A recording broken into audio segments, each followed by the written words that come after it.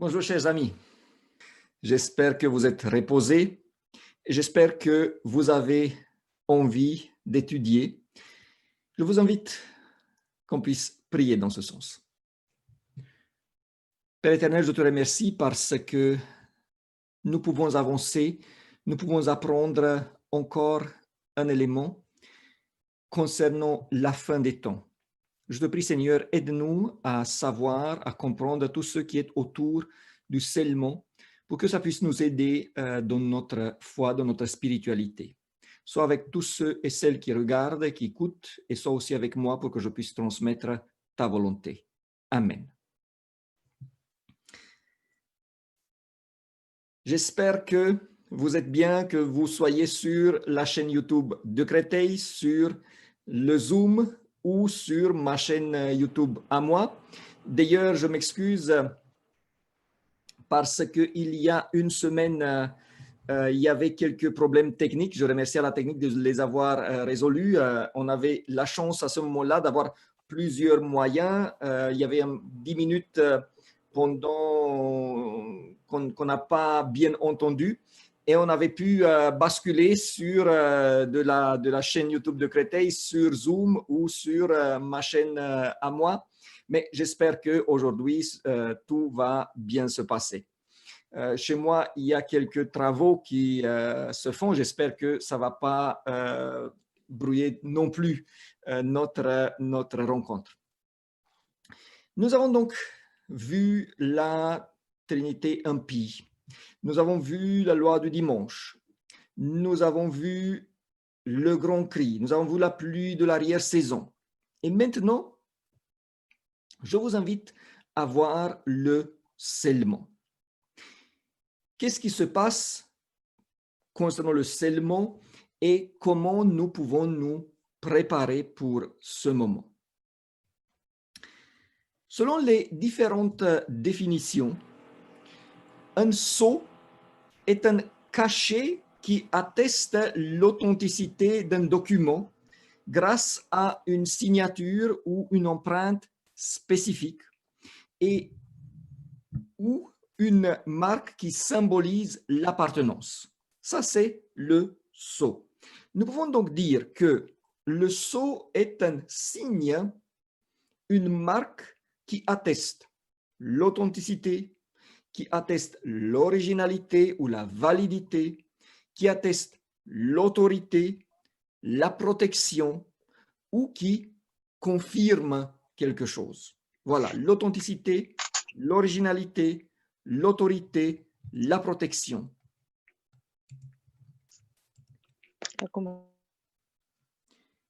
Le sceau représente toujours quelque chose qui se voit, qui est visible.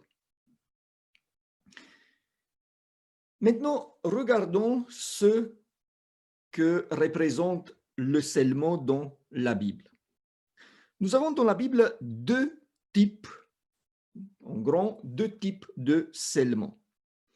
Le scellement en tant que processus qui commence avec la conversion et le scellement en tant que moment, un acte singulier à la fin des temps.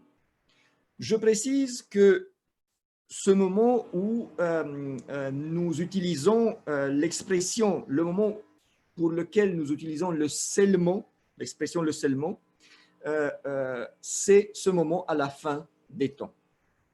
Mais regardons maintenant le scellement en tant que processus. Je m'excuse encore une fois pour le bruit. Je pense que ça s'entend. C'est chez moi un des voisins qui travaille, mais si ça ne s'entend pas, c'est tant mieux. Alors,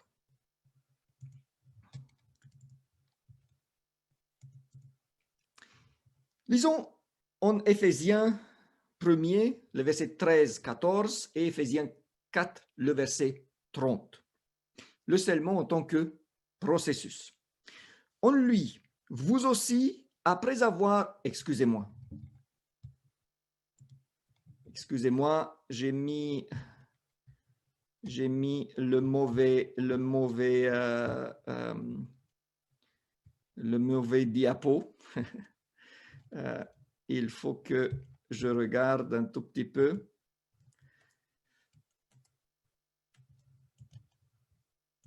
Alors, je vais voir si c'est qu'un diapo que j'ai mal mis ou non.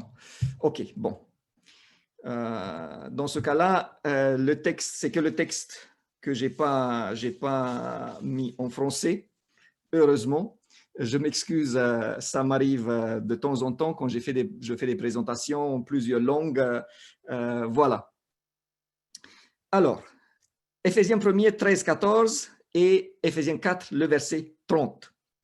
En lui, vous aussi, après avoir entendu la parole de la vérité, l'évangile de votre salut, en lui, vous avez cru et vous avez été scellés du Saint-Esprit qui avait été promis, lequel est un gage de notre héritage pour la rédemption de ceux que Dieu s'est acquis à la louange de sa gloire. Et le chapitre 4, le verset 30, n'attristez pas le Saint-Esprit de Dieu par lequel vous avez été scellés pour le jour de rédemption. Lequel est un gage de notre... Vous avez cru et vous avez été scellés du Saint-Esprit qui avait été promis, lequel est un gage de notre héritage. Le Saint-Esprit par lequel vous avez été scellés. Alors, selon ce que dit la Bible, chaque personne qui se convertit au moment de la conversion, au moment où elle se donne à Christ, est scellée par le Saint-Esprit. Qu'est-ce que ça veut dire? Ça veut dire d'abord que l'Esprit fait un travail que nous appelons aussi sanctification, où la personne est en train de progresser, d'avancer dans la foi, de se fortifier. Voilà une citation d'Ellen White dans ce sens. Aussitôt que chaque membre du peuple de Dieu sera marqué sur son front, il ne s'agit pas d'un sceau ou d'une marque visible, mais d'une pratique quotidienne de la vérité, à la fois sur le plan intellectuel et spirituel, de sorte qu'on ne peut plus s'en écarter. Aussitôt que le peuple de Dieu sera scellé et préparé pour le crible, alors il viendra. En fait, cette phase a déjà commencé. Ici, le scellement est décrit comme une consolidation dans la vérité, intellectuellement et spirituellement, de telle manière que la personne ne peut plus être séparée de Dieu. Elle s'approche de plus en plus, elle est de plus en plus consolidée, tant que rien ne va plus pouvoir l'éloigner du Seigneur. Ça veut dire également que depuis ce moment, nous appartenons à Dieu depuis le moment de la conversion et que l'Esprit commence un travail de transformation, de transformation du caractère pour le rendre de plus en plus semblable à celui de Christ. Ça veut également dire, selon la Bible, que c'est une sorte de garantie concernant le salut. Non pas dans le sens du sauver une fois pour toutes, mais dans le sens où la personne qui laisse l'esprit agir, qui laisse l'esprit le remplir, est sauvé à ce moment-là. Celui qui a le Christ a la vie. Si en ce moment-là, je suis avec le Christ, l'esprit agit sur moi, en ce moment-là, je suis sauvé. Si Jésus viendrait aujourd'hui, je suis sauvé. Et ce processus de transformation du caractère où la personne ressemble de plus en plus à Christ représente donc une sorte, selon la Bible, de gage et une marque d'authenticité et de validité que la personne appartienne à Dieu.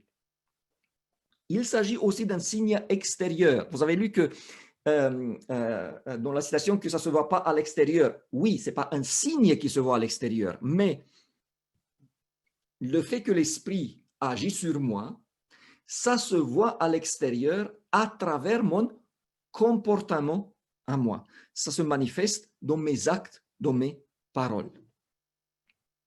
Voilà à nouveau comment ce processus de transformation est décrit. J'espère que... Voilà. 2 Corinthiens 3, 18. Nous tous qui, le visage découvert, contemplons comme dans un miroir la gloire du Seigneur, nous sommes transformés en la même image de gloire en gloire, comme par le Seigneur l'Esprit.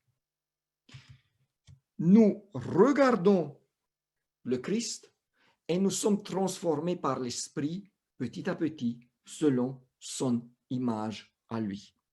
Donc, la personne qui accepte le Christ en tant que Seigneur s'engage de le suivre, de devenir son disciple. Et ce que le disciple fait est d'apprendre du Maître, de devenir comme lui. Par la prière, l'étude, l'implication dans l'œuvre de Dieu, nous donnons à l'Esprit la possibilité d'agir sur nous et de nous transformer.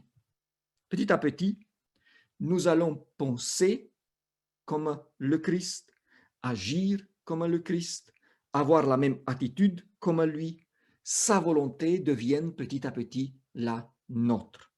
La personne est donc transformée et ressemble de plus en plus à son maître.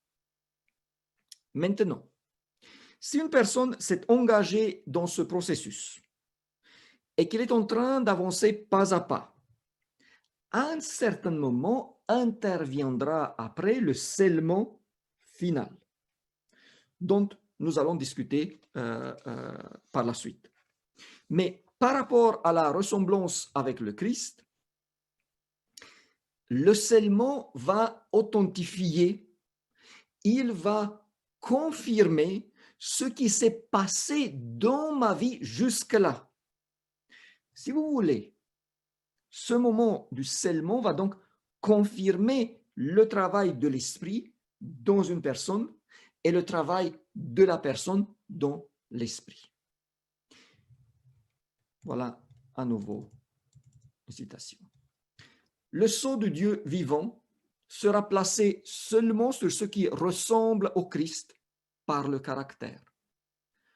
Ceux qui reçoivent le sceau de Dieu vivant et sont protégés pendant le temps de trouble doivent refléter l'image de Jésus. Voilà à nouveau 2 citations qui confirment ce que je viens de dire. Que le scellement, quelqu'un est scellé pour appartenir à Dieu si il reflète l'image, le caractère de Christ. C'est donc un processus qui sera confirmé par le scellement final. De ce point de vue, nous voyons donc que le scellement est un processus qui a lieu aujourd'hui et qui prendra fin quand la grâce sera finie. Pour moi, en tant qu'individu, le scellement commence quand je me suis converti et prend fin soit au moment où la grâce se termine pour moi, personnellement. Donc, ça peut être soit à la mort, quand je vais décéder, soit au moment où la grâce ferme la porte pour tous. Ça, c'est le scellement en tant que processus. Maintenant, regardons le scellement en tant qu'acte unique à la fin des temps. Et dans nos discussions concernant la fin des temps, il s'agit de ce deuxième aspect du scellement qui est le plus mis en évidence. La première chose qu'il faut mettre en évidence quand nous parlons du scellement en tant que moment unique est qu'il s'agit de quelque chose qui concerne donc seulement la dernière génération qui vit sur la terre. Ceux et celles qui passeront le temps de la fin. Lisons le passage biblique de référence.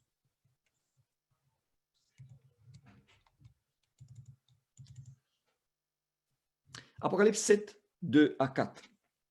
Et je vis un autre ange qui montait du côté du soleil levant et qui tenait le sceau de Dieu vivant. Il cria d'une voix forte aux 4 anges à qui il avait été donné de faire du mal à la terre et à la mer.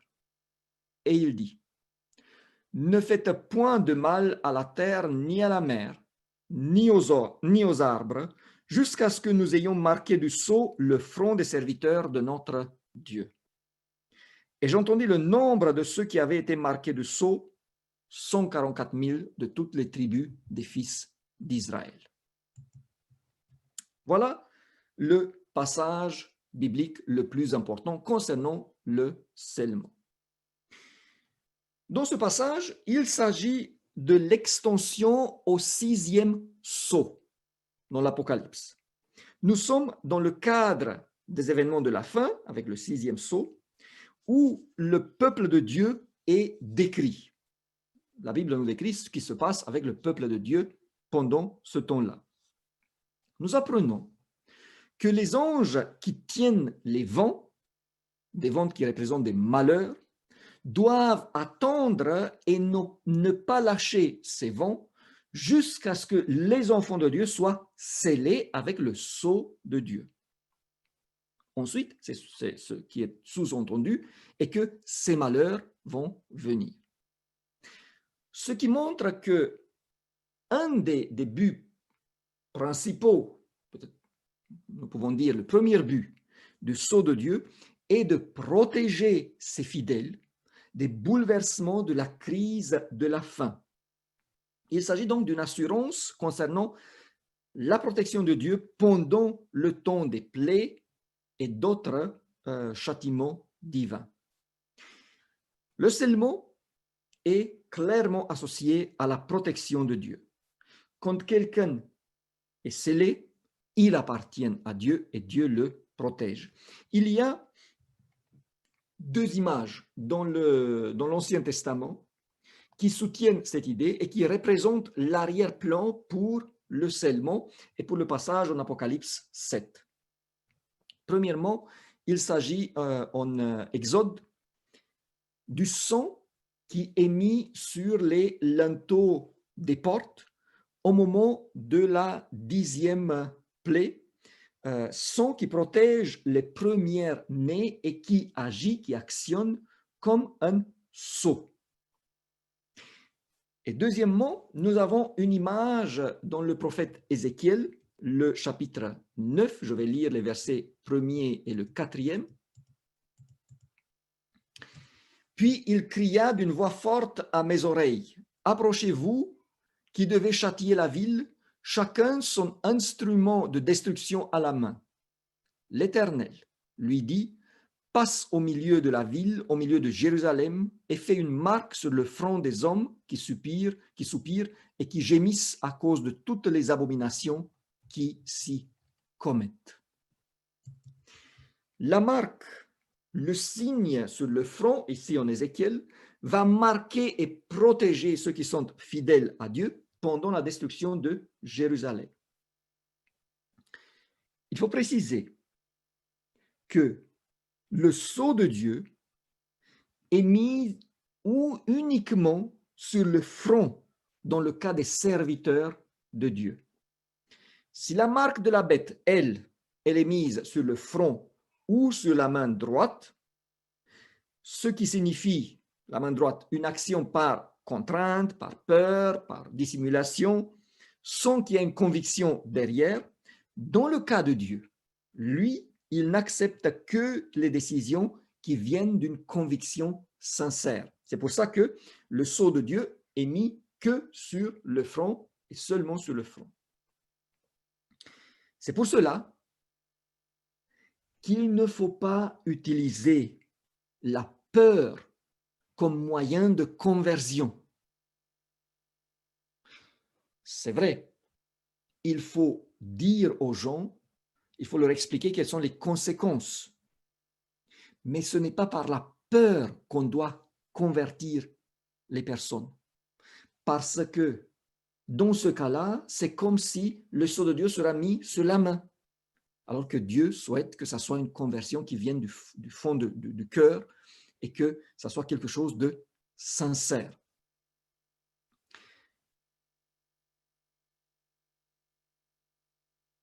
Deuxièmement, le sceau, donc c'est premièrement une protection. Deuxièmement, le sceau certifie que le caractère de ces gens-là est pur, que le caractère des personnes scellées ressemble à celui de Dieu et il les distingue des ennemis de Dieu. Par ce signe, Dieu les reconnaît comme étant les siens. Le sceau protège également contre la défaite causée par l'ennemi et la tentation. À partir du moment où les personnes sont scellées, il n'est plus possible qu'elles tombent dans le péché.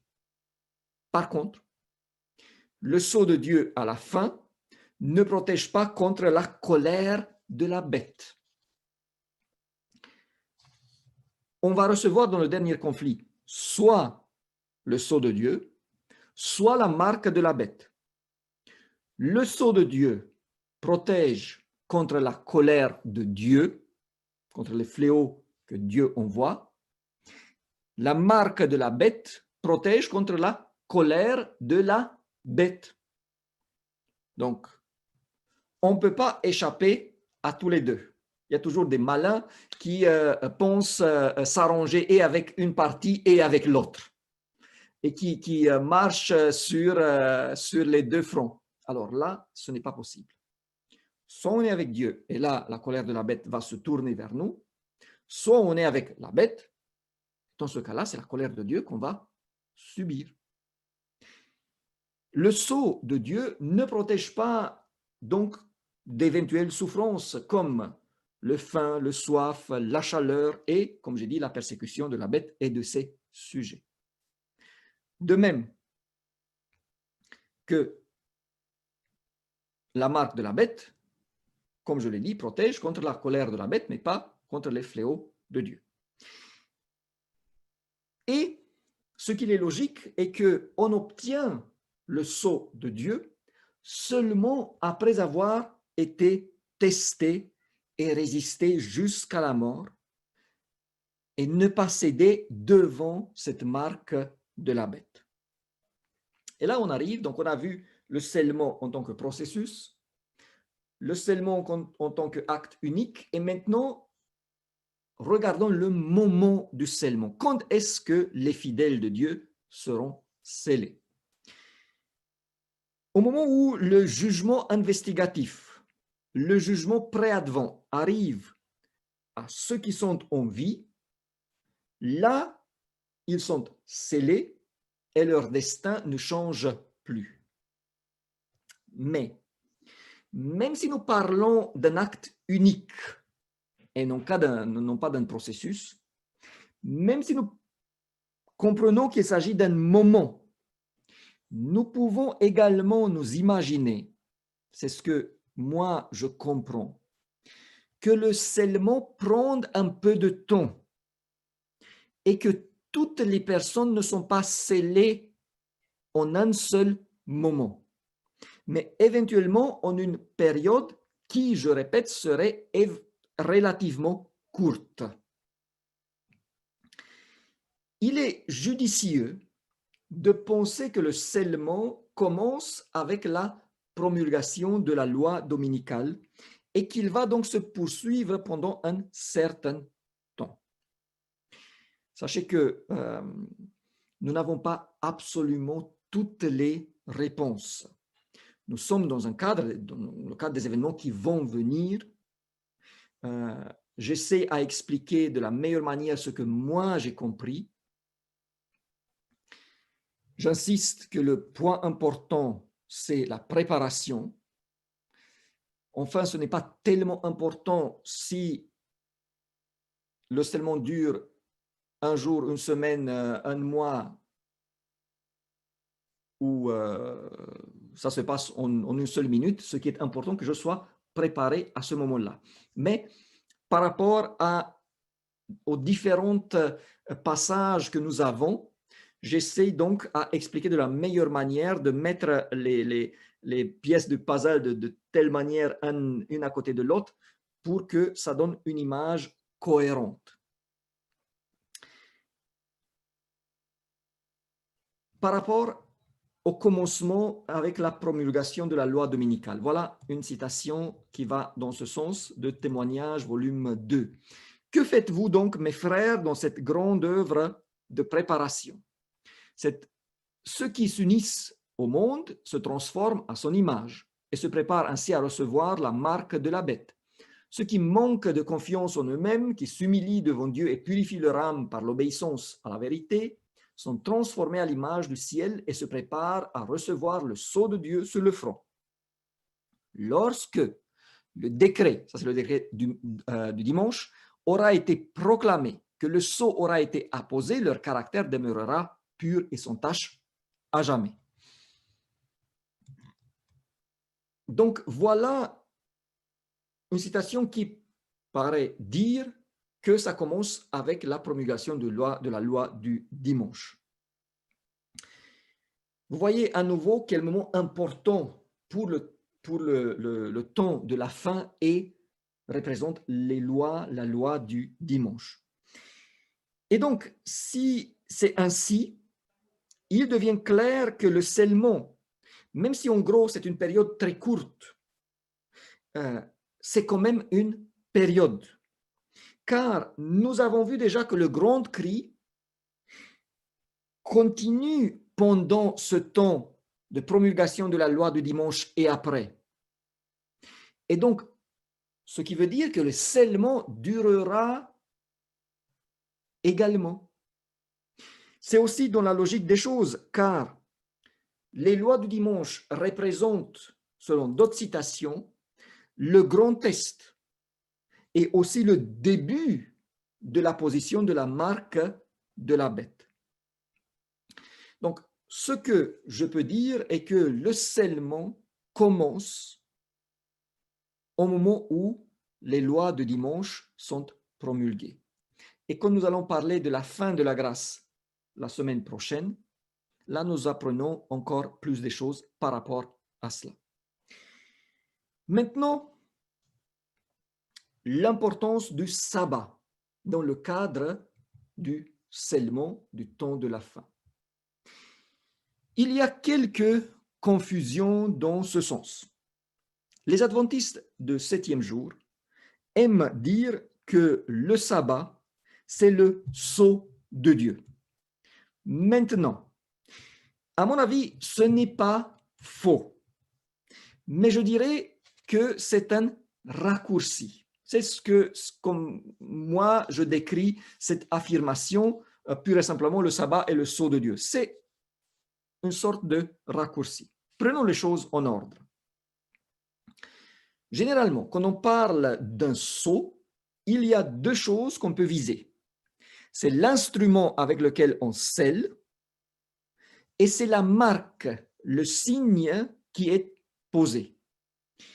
Nous avons vu déjà que le sceau est vu comme étant le caractère de Christ imprimé dans nos vies.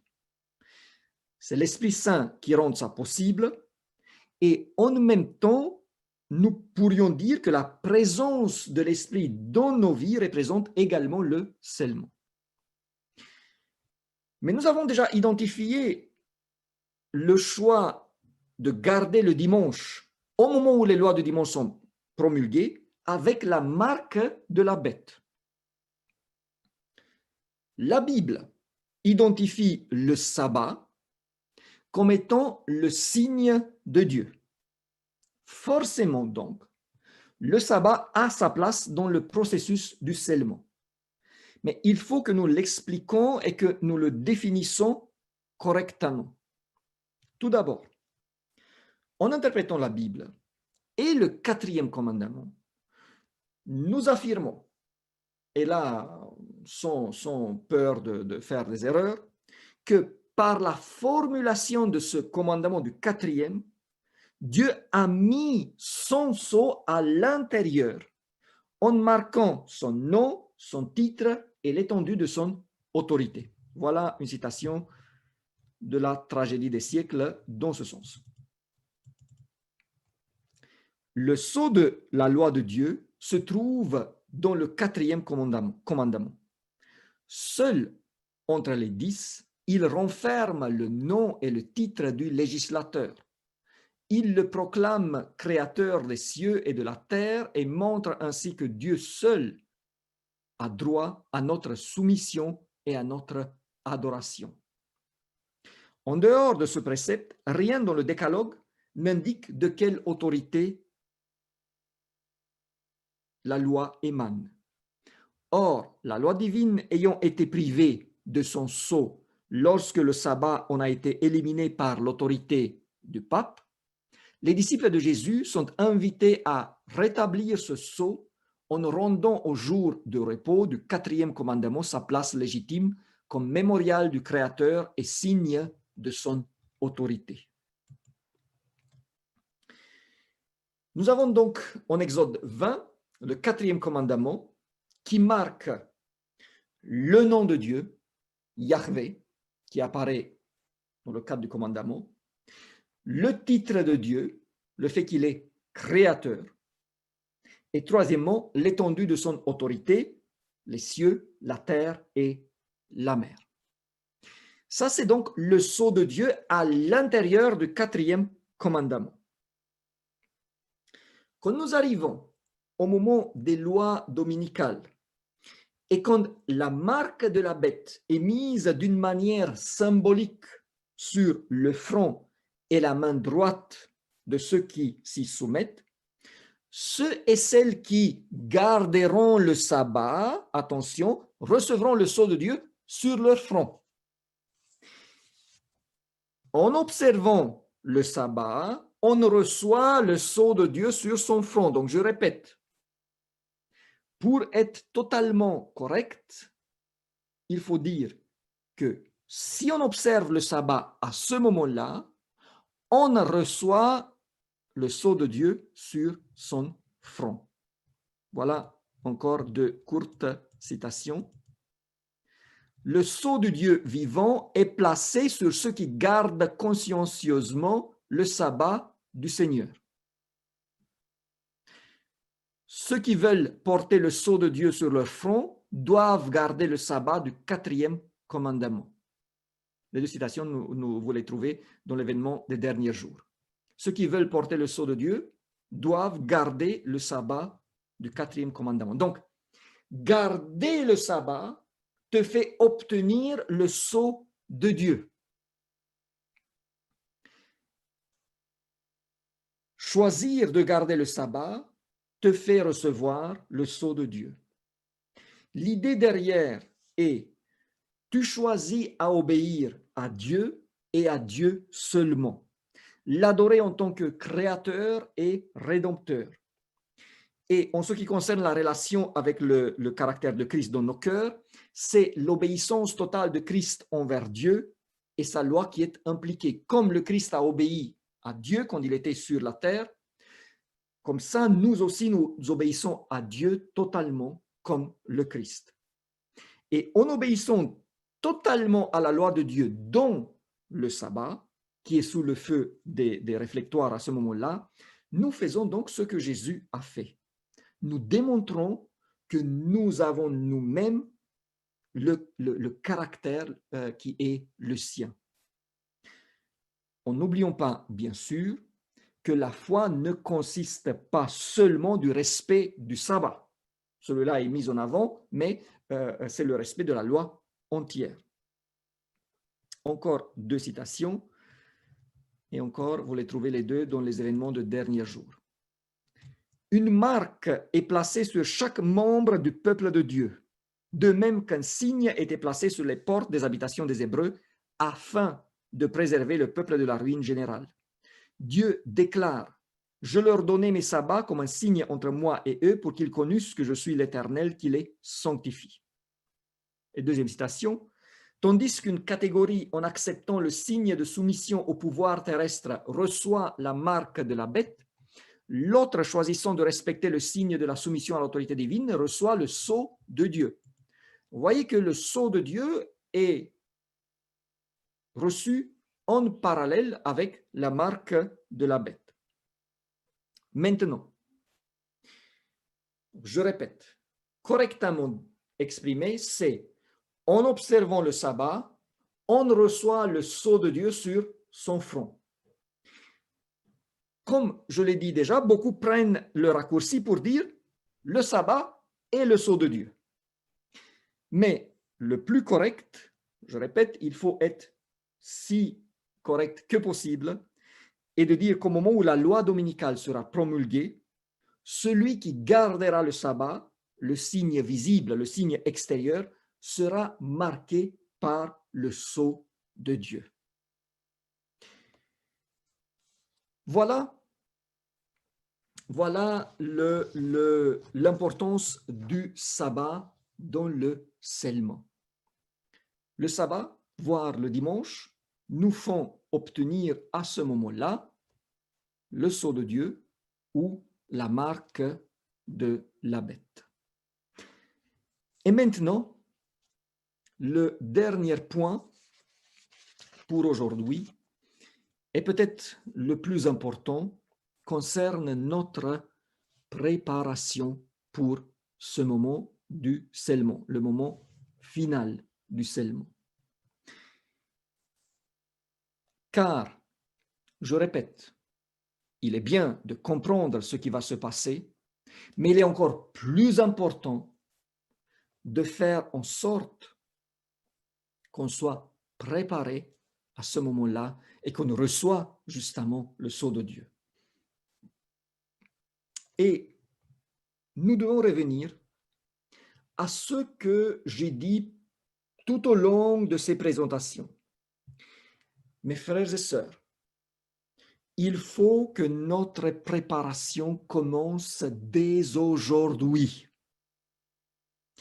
Se préparer pour le grand cri, nous l'avons vu la dernière fois, c'est faire aujourd'hui du travail missionnaire, d'une manière ou d'une autre. Essayer d'orienter les gens vers le Christ.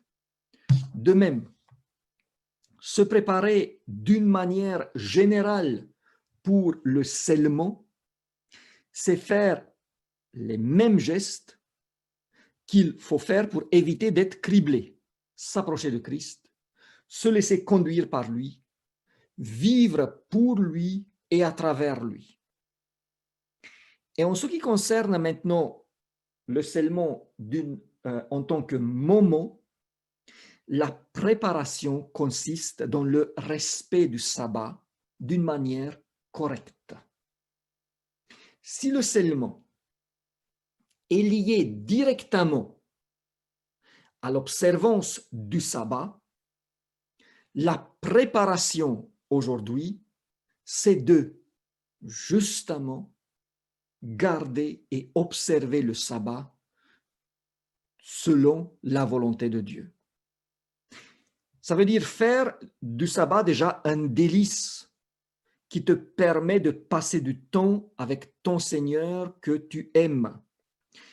Et le faire d'un côté d'une manière scrupuleuse, sans tomber ni dans le phariséisme, ni dans le laxisme. Il y a beaucoup de possibilités de maltraiter le sabbat et l'observance du sabbat. Et j'en ai vu pleinement. J'ai eu la chance de vivre dans plusieurs systèmes, dans plusieurs pays, de voir plusieurs manières adventistes d'observer et de garder le sabbat.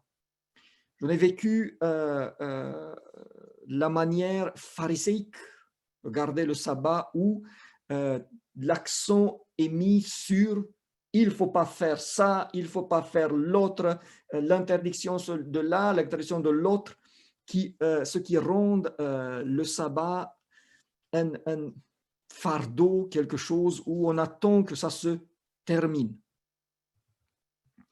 Au lieu de chercher à faire du sabbat une joie et de marquer, de faire des choses qu'on ne peut pas faire dans la semaine, de rendre ce jour un jour de bonheur pour nous-mêmes et pour nos familles et pour nos enfants. Mais j'ai vu aussi la manière libérale jusqu'à l'extrême qui dit, mais le sabbat, je dois m'épanouir, et pour moi, m'épanouir, c'est faire ce que je veux et ce que j'ai envie. Et donc, au moment où j'ai envie de faire quelque chose, ça rentre totalement dans le cadre du sabbat. Laissez-moi vous dire que ça détériore aussi le sabbat, parce que le sabbat est là pour que ce soit une joie, mais une joie de la rencontre avec le Christ. Et tous ceux qui empêchent, tous ceux qui viennent perturber cela, est à mettre de côté. J'ai vu des personnes qui ont dit, mais moi, si je suis quelque part et j'ai faim ou j'ai soif, je vais tout de suite acheter quelque chose, parce que si j'ai faim ou soif, là, je ne peux plus respecter le sabbat, ça ne peut plus être un délice pour moi. Le problème est dans la préparation. Il faut le sabbat a un jour de préparation avant, où il faut justement faire en sorte qu'on n'arrive pas là, mais la parole de Dieu est claire là-dessus. Il ne faut pas acheter et vendre le sabbat. Point. Après, on peut donner beaucoup d'explications. Donc, vous voyez, il est très important de comprendre bien les choses. Ce n'est pas simple parce qu'il y a toujours des choses qui peuvent nous perturber. Mais ce qui est important est qu'aujourd'hui, nous devons arriver à un respect, à une observance correcte du sabbat.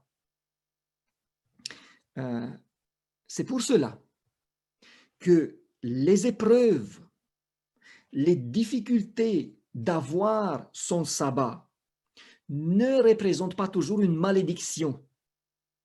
Ces moments où j'ai des soucis, j'ai des problèmes pour observer mon sabbat, peuvent être des moments de révélation qui nous montrent où nous en sommes et des étapes importantes qui nous permettent de grandir, d'avancer et de faire confiance à Dieu.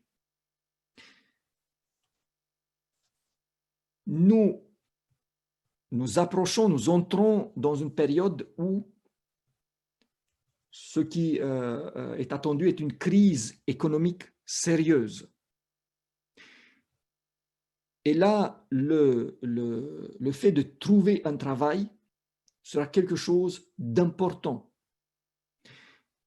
D'autant plus, la pression va être mise sur le sabbat. Si j'ai cherché longuement et enfin quelqu'un me propose un travail, mais à condition que je vienne une fois, je ne sais pas, tous les mois, travailler le samedi, est-ce que je vais résister de dire non? Et mes frères et sœurs, il est important d'avoir des épreuves et de les gagner, parce que c'est ainsi que nous nous préparons pour le temps de la fin. J'insiste là-dessus. Ne croyez pas que quelqu'un qui aujourd'hui a peur de fâcher son chef, son employeur, qui a peur de perdre son emploi, quand la loi du dimanche sera promulguée, là, il va résister, il va dire non. Non, si quelqu'un aujourd'hui n'est pas en mesure de lutter et de se battre et d'avoir son sabbat, à ce moment-là, il va tomber. Donc, la préparation, elle doit commencer aujourd'hui.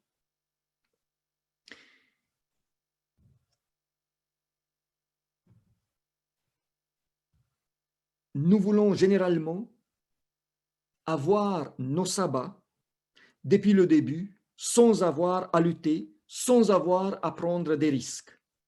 Mais c'est justement, je répète, pendant les épreuves que nous grandissons et que nous connaissons notre Seigneur que nous nous approchons de lui. Mon employeur ne m'accorde pas ou plus le sabbat. C'est une chance de laisser Dieu me conduire à un autre travail pour des raisons qu'il lui seul connaît. C'est une chance également pour Dieu de me montrer ce qu'il peut faire, quel miracle il peut faire pour moi. Et c'est une chance pour moi de montrer que je peux marcher dans la foi. Je conseille d'ailleurs à tous ceux et celles qui rencontrent ce problème. Je vais vous donner une marche à suivre. Et je considère que c'est très important de s'y prendre correctement au moment où on veut avoir son sabbat, où on a des soucis avec le sabbat. Donc, ce que je vais faire, je vais vous donner la marche à suivre pour obtenir votre sabbat. Alors, je conseille donc à tous ceux et celles qui rencontrent ce problème du sabbat avec leur employeur, avec l'école, avec l'université, n'importe où. Attention, de ne jamais, mais jamais voir l'employeur ou le décan, le recteur pour demander son sabbat avant que, et attention, c'est très, très important. Vous allez dire avant de prier. Ça, c'est sous-entendu, mais ce n'est pas ça. Beaucoup de fois, nous allons voir notre chef, la personne dont nous dépendons, pour commander la permission d'observer le sabbat. S'il vous plaît, c'est très important pour moi. Je vous promets que si vous m'accordez le sabbat, alors moi je vais, moi je fais, etc. Frères et sœurs, attention, c'est une grande erreur de faire ainsi. Ça, c'est niet. Car dans ce cas-là, qu'est-ce que nous faisons? Nous allons voir la personne, nous demandons, et puis nous espérons, nous tremblons, comme devant un concours. Nous avons écrit le concours et maintenant on tremble, on se demande, est-ce que c'était suffisant? Est-ce que je vais être parmi ceux qui sont admis? Et donc nous sommes allés voir le chef et après nous prions, Seigneur, s'il te plaît, agis sur l'esprit du chef, s'il te plaît, fais qu'il dise oui, car je souhaite faire ta volonté, s'il te plaît, Seigneur. Et j'attends, qu'est-ce qu'il va dire, qu'est-ce qu'il va dire, qu'est-ce qu'il va dire? Et si le chef dit non, avons-nous prévu cette possibilité? Alors, s'il vous plaît, il ne faut pas procéder ainsi. Ça, c'est erreur. C'est pas bien. C'est non. Donc, avant d'aller voir qui que ce soit pour demander son sabbat, il faut faire quelque chose, et c'est très important, entre moi et moi-même. Il faut que je gagne la bataille pour le sabbat dans ma tête avant d'aller faire quoi que ce soit. Et là, c'est sur mes genoux que je dois demander à Dieu la force de pouvoir faire sa volonté. N'importe quelle situation arrivera. Donc, je dois prier et je dois dire, Seigneur, aide-moi de pouvoir de garder le sabbat dans n'importe quelle condition. Aide-moi à avoir la force de prendre sur moi n'importe quelle chose viendra, mais de ne pas transgresser ton sabbat. Je dois arriver à pouvoir dire, même si je dois perdre mon emploi, ma maison, ma liberté, ma vie, mais le sabbat, je ne le transgresse plus. Mes frères et sœurs, avant d'arriver à ce stade, s'il vous plaît, n'allez pas voir le chef. Il faut gagner cette bataille entre moi et moi-même avec l'aide du Seigneur.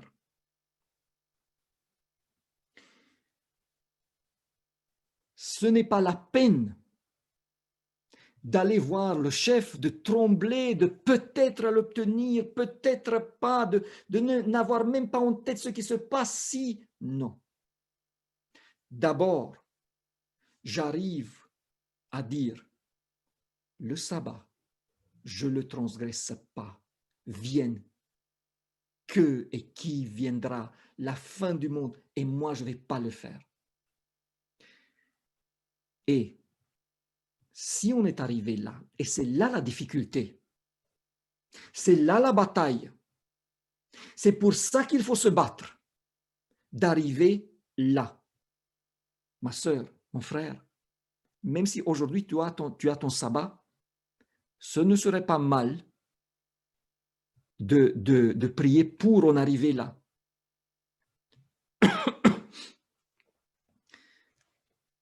C'est très, très important. Et c'est pour ça que après des petites choses, s'acheter un jus de fruits quand on a soif ou faire autre chose, on ne va même pas penser parce que maintenant je suis prêt même à mourir pour ne pas transgresser le sabbat et avec des petites choses, je ne vais même pas en parler, en discuter.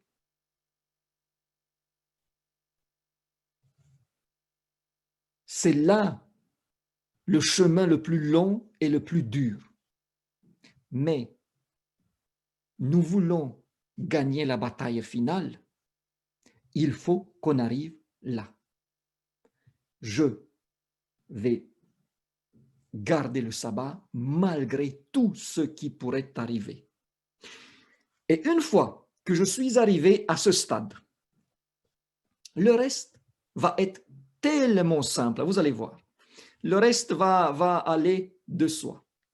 Une fois que je suis arrivé là, que je suis prêt à tout faire pour accomplir la volonté de Dieu, à perdre tout pour observer le sabbat, là, je vais voir mon employeur. Mais je ne vais plus le voir pour demander, pour commander quoi que ce soit. Je vais aller voir mon chef seulement pour l'informer. Soulignez, s'il vous plaît, ce mot, informer. Je vais l'informer, je vais être gentil, sérieux, mais sans une grande discussion. Je vais informer mon chef, écoutez-moi,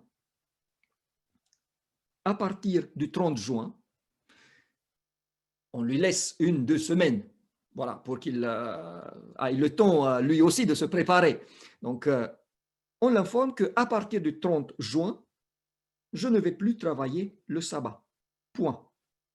Je peux lui expliquer d'une manière courte pourquoi. Il s'agit d'un problème de conscience, sans faire avec lui une étude biblique. Je n'ai pas à le convaincre que j'ai raison. La seule chose que je dois faire est de mettre au clair que ma décision est définitive et réfléchie. S'il vous plaît, sachez que à partir du 30 juin, je ne vais plus travailler. J'ai un problème de conscience. Voilà. Je vais l'informer aussi de ce que je suis disposé à faire. Je suis disposé à travailler le dimanche, travailler 2 heures de plus par jour, etc. Donc voilà, court, et puis je lui dis au revoir et je laisse le chef. Car je laisse maintenant le chef de trouver une solution. C'est à lui de trouver la solution. C'est à lui de le faire. C'est lui maintenant, parce que moi je l'ai informé, la balle est dans son champ. C'est à lui de voir comment. C'est à lui de bosser dessus. C'est pas mon travail à moi. Et moi, pendant ce temps-là, quand le chef va maintenant tourner en rond et se dire, mais qu'est-ce que je fais, comment je fais? Moi, dans ce temps-là, moi, je suis tranquille, car ma décision, elle est prise. La lutte, la bataille, c'était avant, avec moi-même. Et là, j'ai gagné. Et là, la seule chose que je vais faire, je vais prier pour que Dieu fasse en sorte que la meilleure décision soit prise. Je dis, Seigneur, tu sais, si c'est bien que je reste dans ce travail, fais que le chef trouve une solution. Si tu sais que ce n'est pas bien, si tu veux que je vais ailleurs, si tu sais qu'il y aura des problèmes, alors fais en sorte que je puisse partir dans les meilleures conditions pour moi et aide-moi après à trouver autre chose. Si c'est la volonté du Seigneur que je reste, il va faire en sorte que je reste là où je suis. S'il a autre chose pour moi, il va me conduire. S'il faut que je passe des épreuves, je vais les passer avec lui, avec le Seigneur, en ayant bataille gagnée. Vous voyez la différence? Alors que si je vais sans être préparé, sans avoir gagné la bataille en moi-même, là, ça va être la galère. Là, je dépends du chef. Et si il n'est pas d'accord, et si par hasard, après, je dis quand même, je ne viens plus et je prends sur moi les choses, après, je vais être anxieux, je vais parce que je vais avoir dans ma tête tout ce qui pourrait m'arriver, tout cela est évité si je me prends de la bonne manière. Vous le savez probablement que je suis allemand et les Allemands aiment les choses systématiques et faites en bon ordre. Donc, s'il vous plaît, si vous avez des problèmes avec le sabbat, prenez-vous à ce problème-là dans le bon ordre des choses. Et là, voilà, s'y prendre au bon ordre ne veut pas dire que la bataille est moins difficile. Mais au moins, on se bat là où il faut pour ce qu'il faut. Et une fois qu'on a gagné la bataille, après, tout vient de soi.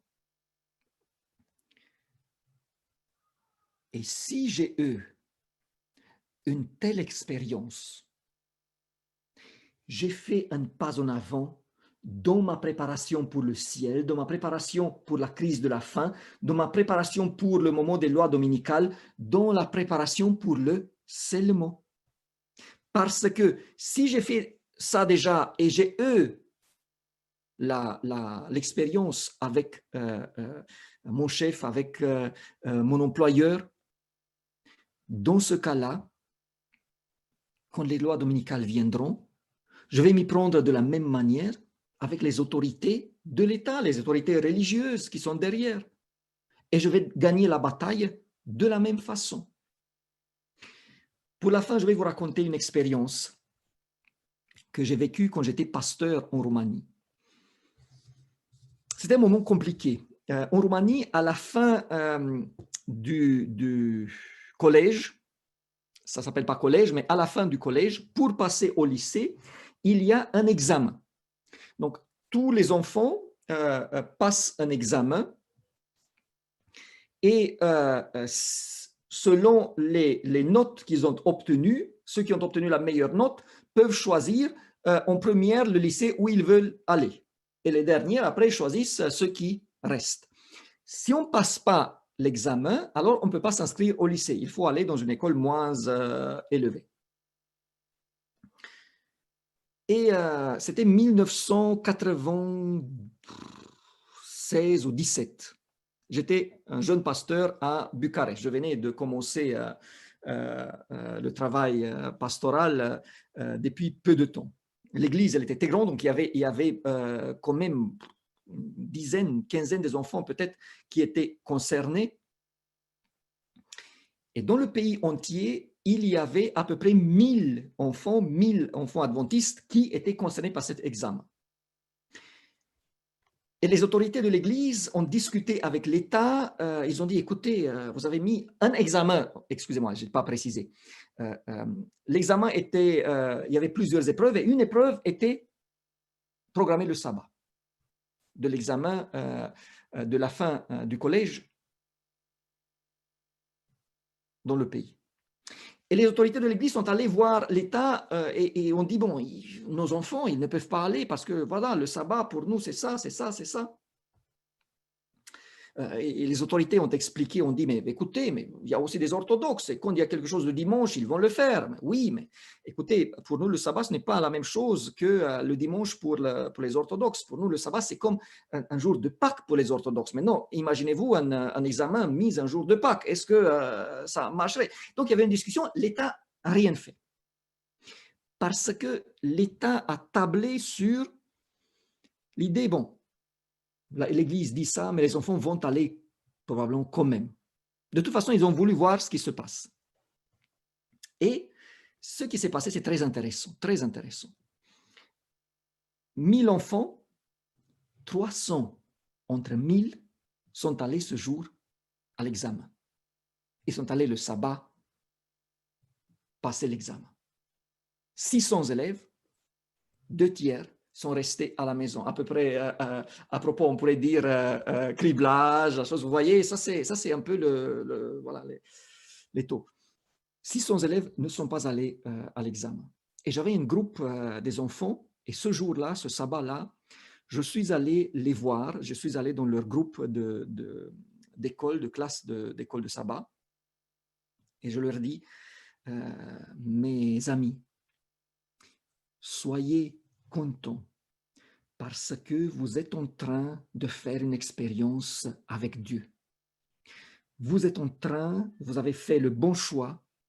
Maintenant, vous allez voir comment Dieu va agir. Nous ne le savons pas encore. Et ce jour-là encore, je me souviens, il y avait une maman qui est venue me voir. Mais pasteur, qu'est-ce qui se passe? Qu'est-ce qui va se passer avec nos enfants? Ils ne vont pas pouvoir étudier, ils ne vont pas pouvoir. Je dis, ma sœur, aujourd'hui, je n'ai pas les réponses par rapport à ce qui va se passer. Mais vous avez fait le bon choix. Maintenant, attendez de voir comment Dieu va agir. Moi non plus, je ne savais pas comment il va agir, le Seigneur, mais j'avais fait aussi mes expériences, je vous raconte une autre fois. Et le jour est passé, et l'État, il a vu que beaucoup d'enfants, dont une grande partie, c'est des bons enfants qui avaient des bonnes notes, sont restés sans la possibilité d'aller au lycée. Et là, ils ont mis en place une deuxième séance d'examen, spécialement pour les adventistes. Et c'est vrai que, en étant passé à la deuxième séance, toutes les places n'étaient plus disponibles dans les lycées. Mais nos enfants ont passé l'examen, ils ont pu choisir des lycées, et ça a été une forte expérience pour eux. Et vous savez quoi? Depuis en Roumanie, aucun examen de ce type n'a plus été programmé un samedi. Point. Toutes les générations d'après ont profité de celle-là qui a su, à 2 tiers, rester droite. Bon, bien sûr, les parents, parce que les enfants à cet âge-là, à 14 ans, ne sont pas encore en mesure de prendre eux seuls les décisions, mais quand même, vous voyez, c'est comme ça, il faut gagner la bataille dans sa tête et puis avancer, l'esprit tranquille, on a fait ce que j'ai eu à faire et Dieu va faire le sien. Mes frères et sœurs, le moment du scellement va venir. Nous n'avons pas à nous préoccuper aujourd'hui avec ce moment, mais aujourd'hui, nous avons à faire la préparation. Et de la manière à préparer nos caractères en général pour ressembler à celui de Christ, et, comme je l'ai dit, par rapport à l'observance du sabbat, qui doit devenir quelque chose de très important dans nos vies. Que Dieu nous aide dans ce sens. Amen. Inclinons les têtes pour la prière. Mes frères et sœurs, c'est très important de demander à Dieu qu'il soit avec nous. Père éternel, je te prie, aide-nous Seigneur à comprendre ce qui va venir. Aide-nous à comprendre par rapport à ce que tu nous as donné dans ta parole, dans les écrits d'Ellen White. Aide-nous à savoir et à pouvoir nous préparer pour les événements de la fin. Seigneur, nous savons que tu es en train de nous sceller aujourd'hui. Fais en sorte que chaque personne qui écoute, qui regarde, qu'elle s'approche de toi de plus en plus jusqu'à ce que son caractère soit semblable au tien et qu'elle ne s'éloigne plus de toi. Et Seigneur, prépare-nous s'il te plaît. Aide-nous à garder ton sabbat, à être prêt à le garder dans n'importe quelle condition pour, Seigneur, avancer et pour être les tiens à ce moment-là. Je te prie tout cela au nom de Jésus-Christ. Amen.